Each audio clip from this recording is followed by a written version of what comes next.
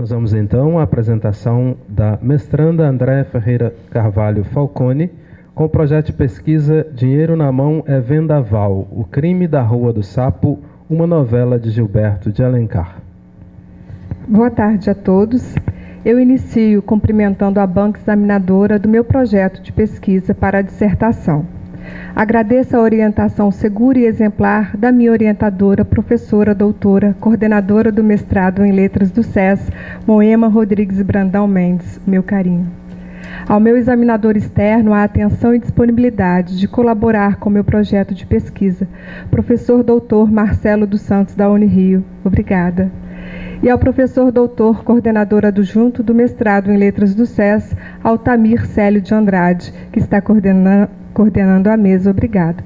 E agradeço a presença de todos. Como já foi dito, meu projeto, intitulado Dinheiro na Mão é Vendaval, o crime da Rua do Sapo, uma novela de Gilberto de Alencar, inédita. Redescobrindo um Gilberto. Quem é o Alencar? Gilberto Napoleão Augusto de Alencar, ele nasceu em Arraial de João Gomes, Palmira, posteriormente Santos Dumont, no dia 1º de dezembro de 1866. Ele transferiu residência para a cidade de Juiz de Fora, onde veio a falecer em 4 de fevereiro de 1961. Foi poeta, escritor, dentre inúmeras obras que escreveu também em vários artigos de jornais mineiros e cariocas. Foi um homem muito além do seu tempo. Suas próprias obras falam por si, deste homem de vanguarda. Os principais pseudônimos em jornais são Zangão, Gediá, Germano da Aguilar, João do Carmo e Napoleão. A novela O Crime da Rua do Sapo. Ela se passa na cidade de Juiz de Fora, no mês de setembro, no ano de 1947, onde existem dois personagens principais. Um tio, Manuel Pinto Barbosa, milionário, viúvo, dono de muitos imóveis na cidade de Juiz de Fora, mas avaro ao extremo. E o sobrinho, Antônio Coutinho de Oliveira, 34 anos, agente da Polícia do Estado de São Paulo e muito ambicioso. O sobrinho vem visitar o tio porque o tio adoece. E ele fica estarrecido, tamanha a debilidade física desse tio, devido ao descompromisso com a saúde. E ele volta para a cidade de São Paulo, tentando, com o propósito de dar um susto no tio. Só que nesse íntere, o tio morre. Eu não vou entrar em pormenores. Quando eu elaborar a edição príncipes e diplomática desta novela inédita, todos vocês terão deleite de ler. Então, o que acontece? O sobrinho herda toda a fortuna do tio. Só que ele consome essa fortuna muito rapidamente. Por isso que justifica o tema que eu escolhi, o título, um verso da música de Paulinho da Viola, Dinheiro na Mão é Vendaval. A tarefa não é tanto ver aquilo que ninguém viu, mas pensar o que ninguém ainda pensou sobre aquilo que todo mundo vê. Esta é a tarefa do meu projeto de pesquisa. Pensar, olhar esse Gilberto de Alencar sobre o viés da crítica social. O escopo. Este projeto tem como finalidade elaborar uma edição príncipes quando se publica um texto pela primeira vez, e diplomática quando se faz uma transcrição rigorosa e conservadora de todos os elementos presentes no documento, como sinais abreviativos, sinais de pontuação, paragrafação, preservação vocabular e preservação da escrita. Isso está em Cambraia 2005, um dos teóricos que eu escolhi para embasar o meu projeto de pesquisa.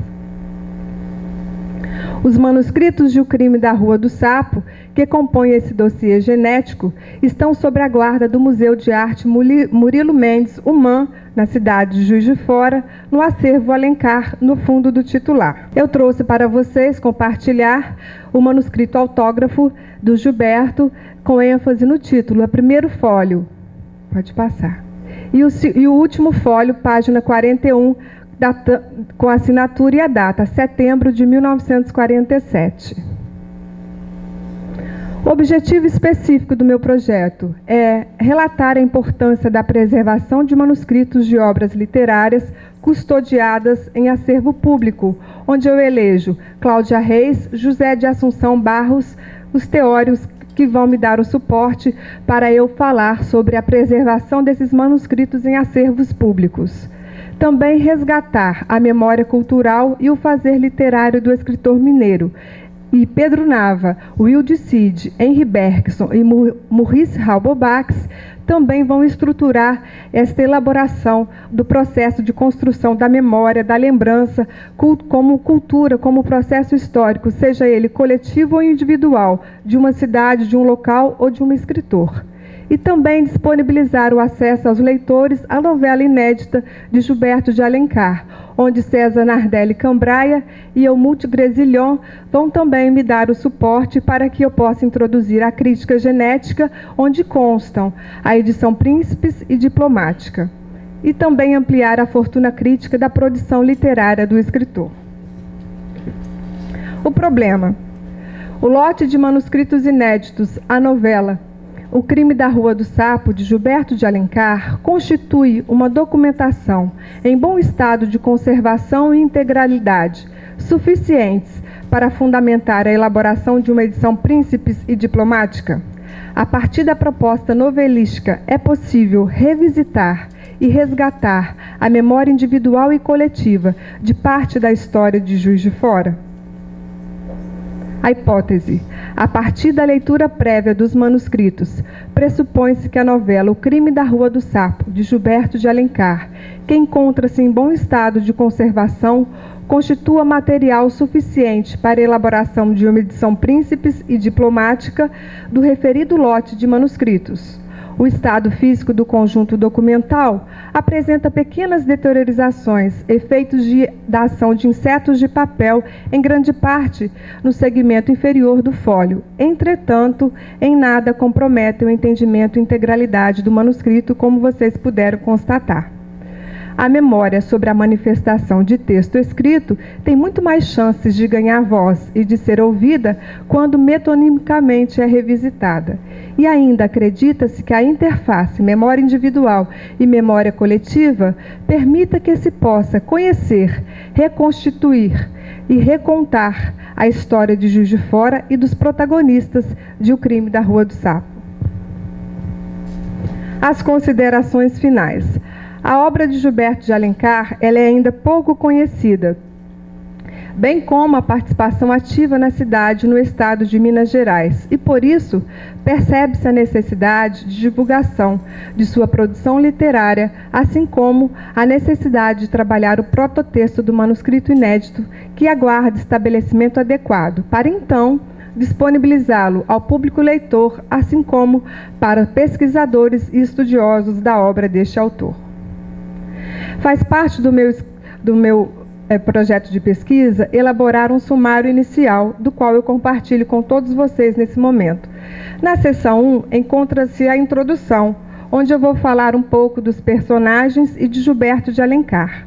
Na seção 2, Redescobrindo Gilberto de Alencar, eu vou falar sobre o texto sobre acervos, onde encontram esses acervos, qual a história desses manuscritos, como eles foram parar no MAN, que rua é essa de Juiz de Fora, que correlação que ela tem com a trama, com a novela, que correlação que ela tem com a cidade, tá? Na seção 3, eu vou falar sobre O Crime da Rua do Sapo. Eu transcrevo na íntegra a novela e também registro as teorias que asseguram a elaboração de uma edição Príncipes e Diplomática, onde eu aponto o próprio manuscrito como documental inacabado, o prototexto. E também segue as considerações, a conclusão, onde serão confirmado ou não a hipótese e os objetivos, seguidos das referências e possíveis anexos. Faz parte do meu projeto de pesquisa propor um destino relevante e especial para estes papéis, para estes manuscritos, antes que eles se tornem pó. Sabem por quê? O papel que se torna pó não espera que a nossa consciência desperte para o seu destino. Muito obrigada.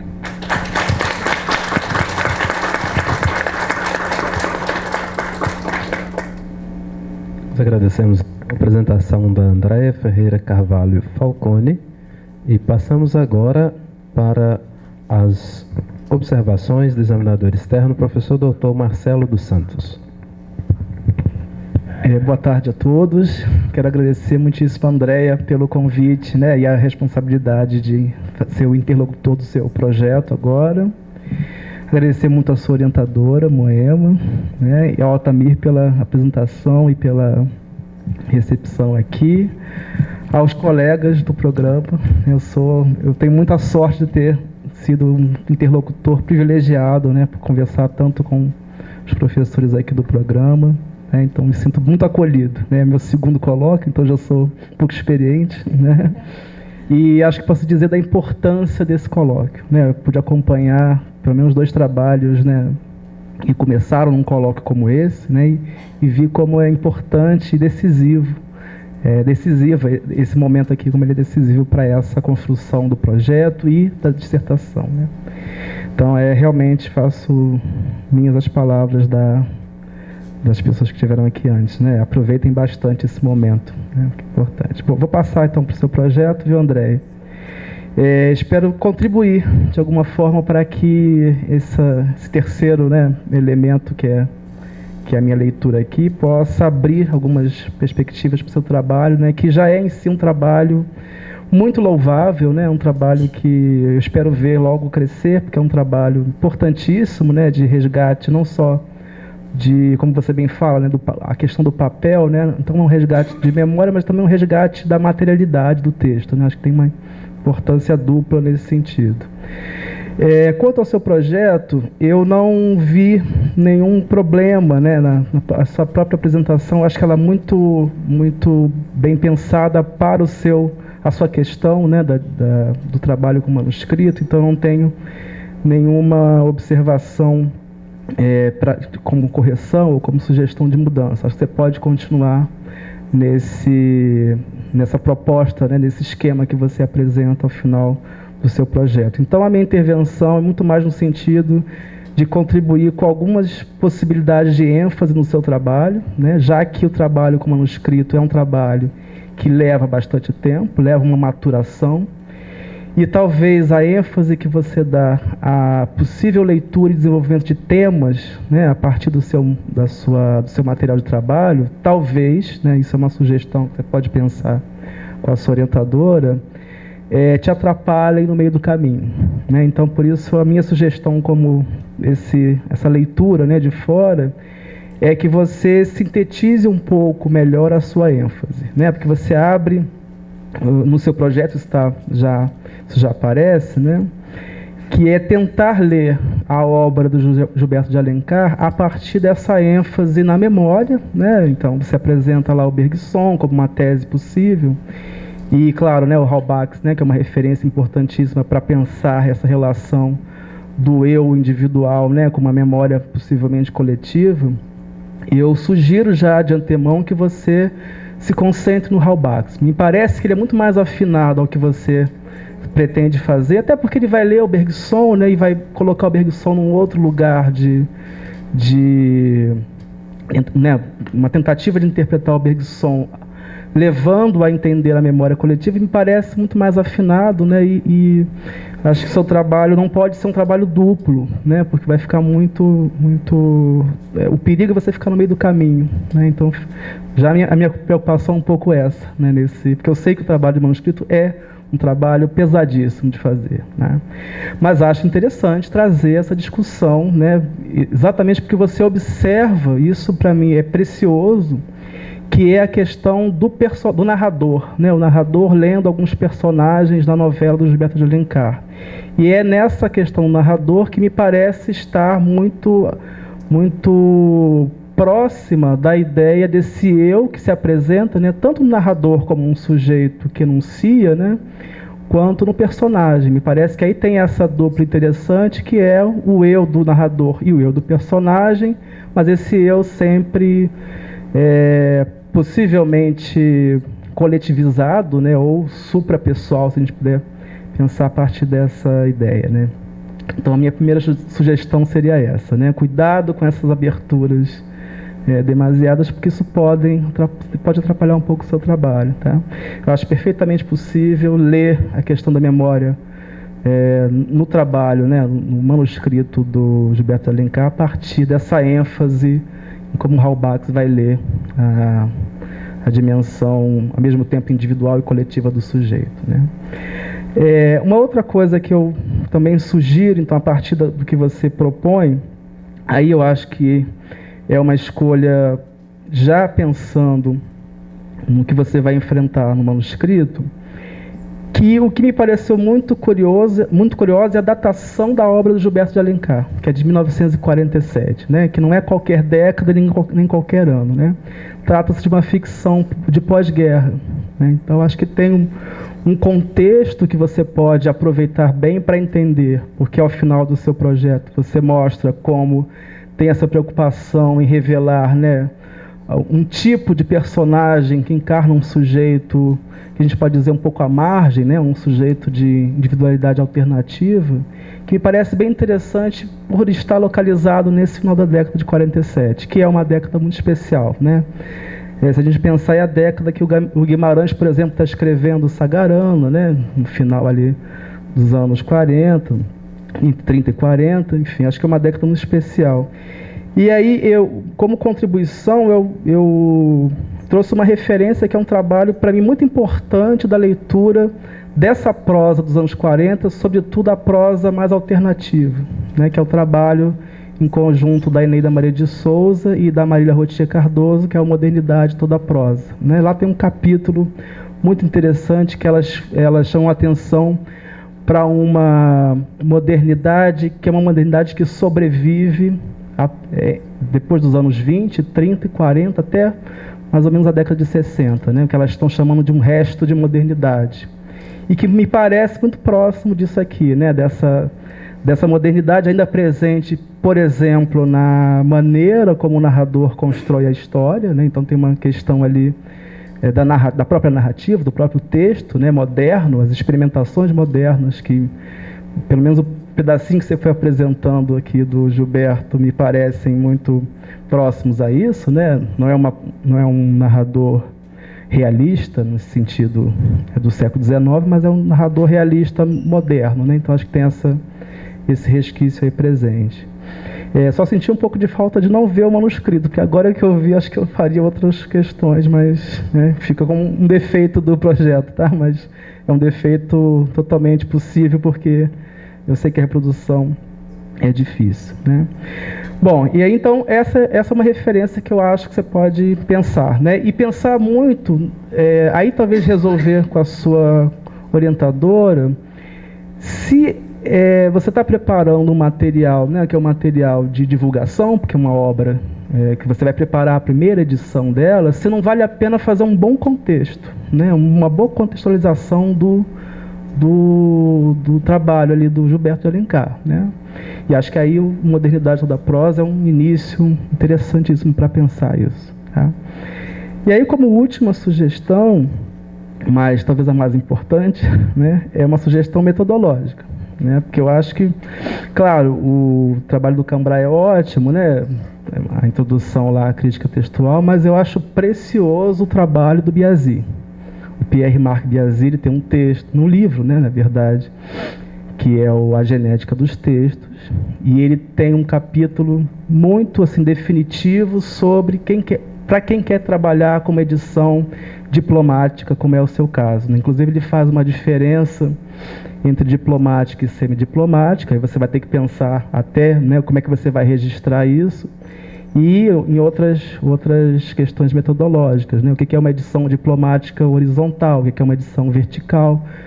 Você percebendo lá, você vai ver qual tipo de trabalho que você vai fazer. Né? Acho que é muito decisivo para pensar até a maneira de registrar e construir o seu dossiê, né, e o prototexto que vai ser o resultado do seu trabalho. Então eu sugiro já de antemão A Genética dos Textos do Biasi, tá? Para você trabalhar. Bom, no mais é isso. Eu coloquei outras referências, depois eu posso te passar esse trabalho, né? Correções são mínimas, assim, só para você atentar depois, mas aí você pode pegar aqui com o seu projeto.